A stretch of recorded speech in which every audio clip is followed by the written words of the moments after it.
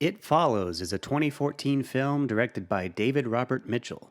It follows Jay, a college student who is haunted by a slow moving, human like entity after having sex with a man who claims he has passed it on to her. So it's about STDs. Well, sort of. It's about a lot of things, and is above all else an exercise in genre and style. It seems to be Mitchell's take on the slasher, instantly reminding us of Halloween's Haddonfield in its opening shot. When Jay stares outside a classroom window as her professor reads from T.S. Eliot, we're reminded of A Nightmare on Elm Street's Nancy, sitting in class during a lecture on Shakespeare. In both cases, the literature lesson applies to the themes and action of the story.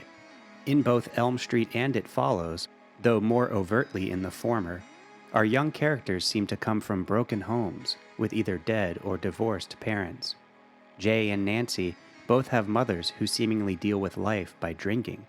It's the American dream gone awry, and Mitchell seems to be using the pastiche and tropes of former slashers to make his own comment on that idea. But he has simpler, more universal concerns as well. His young characters have unenthusiastic airs.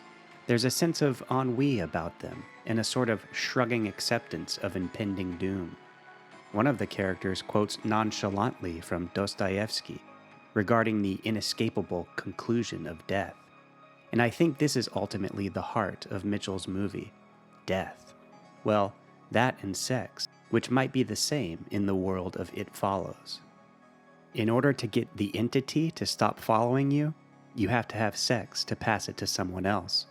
One of the characters, a probable virgin named Paul, is so eager to have sex that he's willing to take the curse away from Jay, even though it will likely spell his own demise. I think it speaks to sex being the strongest of human impulses. Come what may, says Dostoevsky, you're going to want to get laid.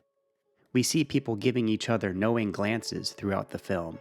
Young boys spy on Jay while she's in the pool. It's the beginning of attraction, which leads to sex, which leads to birth, which leads to death. T.S. Eliot's Eternal Footman is indeed what follows us all. If only we could escape it. Jay runs her hand over flowers, picks blades of grass and places them on her knee, and retreats to a swing set when she's scared. There's a longing to go back in time, to restore innocence.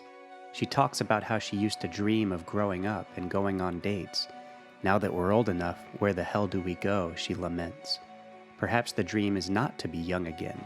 The dream might be to go anywhere but here, to an impossible place that exists outside the haunting inevitability of time, or outside the fate of the unfulfilled American dream. Using classic slasher tropes to get these thematic wheels turning in a more contemplative way is quite clever. That's all good and well, Poindexter, but this is a horror movie. Is it scary or what? I'd say it's more atmospheric than frightening. As I said before, it's about style. I think it's for people who dig moods, complete with a great synthy score by Disasterpiece, one that has within it a 5/4 time signature piece a la Carpenter's and Halloween, and a chilly, detached sort of Nicholas Winding Refn vibe. There's a sort of Kubrickian coldness to it, and it makes you lean in and leaves you itching over what it's all about. At times, it kind of resembles the B monster movies that our characters are often watching. I like that we rarely see adult faces in the film.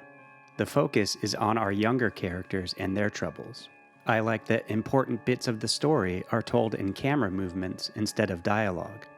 Is it a great movie? I'm not sure, but it's an interesting one that lingers.